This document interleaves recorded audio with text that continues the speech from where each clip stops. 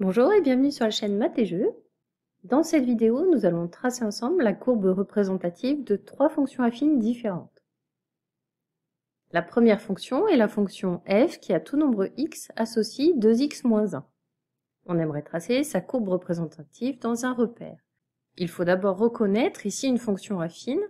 F est bien une fonction du type ax plus b, avec a qui est égal à 2. C'est le coefficient par lequel je multiplie la variable x, et b qui est égal à moins 1, le terme constant. Puisqu'il s'agit d'une fonction affine, je sais, d'après mon cours, que sa courbe représentative est une droite. Et plus précisément, si f est la fonction affine qui à tout nombre x associe ax plus b, cette droite va passer par le point de coordonnées 0, b. Donc la courbe représentative de f est une droite qui passe par le point de coordonnées 0b, donc 0, moins 1.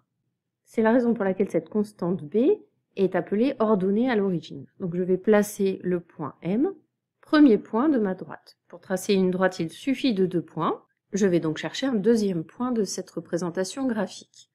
Tout à fait au hasard, je choisis une abscisse différente de 0, donc par exemple 2, et je vais calculer l'ordonnée qui correspond. C'est-à-dire que je vais calculer l'image de 2 par f. f de 2, c'est égal à 2 fois 2 moins 1, je remplace x par 2, 2 fois 2, 4, 4 moins 1, 3. Donc le point de la courbe d'abscisse 2 a pour ordonnée 3, c'est-à-dire le point de coordonnées 2, 3 appartient à la représentation graphique de la fonction f. Je n'ai plus qu'à placer ce deuxième point dans mon repère, et la représentation graphique de f, sa courbe représentative, c'est la droite qui passe par les points A et M. Passons au deuxième exemple. G est la fonction affine qui à tout nombre x associe moins 2x plus 1. Je vérifie que G est bien une fonction affine, elle est de la forme ax plus b avec a égale moins 2 et b égale 1. Donc je sais d'après mon cours que sa représentation graphique est une droite, et que cette droite passe par le point de coordonnées 0b, c'est-à-dire 0, 1. Je place le point de coordonnées 0, 1 dans mon repère, et je vais chercher un deuxième point de cette courbe représentative, avec une abscisse tout à fait au hasard, évidemment à part 0, puisque 0, c'est déjà le point M. Donc par exemple, je prends 1 comme abscisse, et je vais calculer l'image de 1 par G pour connaître l'ordonnée de ce point. L'image de 1 par G, je remplace x par 1, ça me donne moins 2 fois 1 plus 1, moins 2 fois 1 moins 2, et moins 2 plus 1 moins 1. Donc le point de la courbe représentative de G d'abscisse 1 a pour ordonnée moins 1. Donc le point de coordonnée 1 moins 1 est un point de la courbe représentative de G. Comme cette courbe représentative est une droite, il s'agit donc de la droite qui passe par les points M et A. Un dernier exemple. H est la fonction affine qui à tout nombre x associe 3. C'est bien une fonction affine, sauf que le coefficient a ici est égal à 0. On voit bien que le terme en x, la variable, n'apparaît pas, c'est-à-dire qu'elle est multipliée par 0. Et la constante b est égale à 3.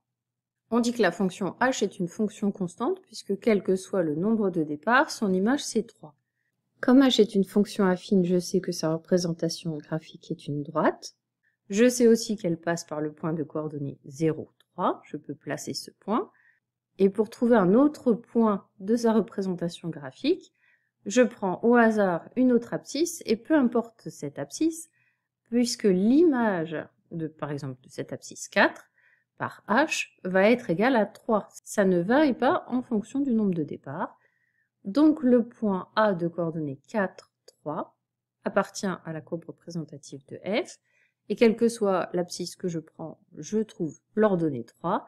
La courbe représentative de la fonction h est donc la droite qui passe par les points M et A, et on remarque que cette droite est parallèle à l'axe des abscisses.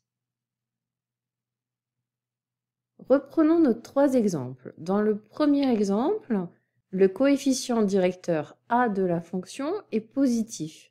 Et on observe bien sur la représentation graphique que la droite monte, entre guillemets, c'est-à-dire que la fonction est croissante. Et cette droite coupe l'axe des ordonnées au point d'ordonnée -1, c'est l'ordonnée à l'origine.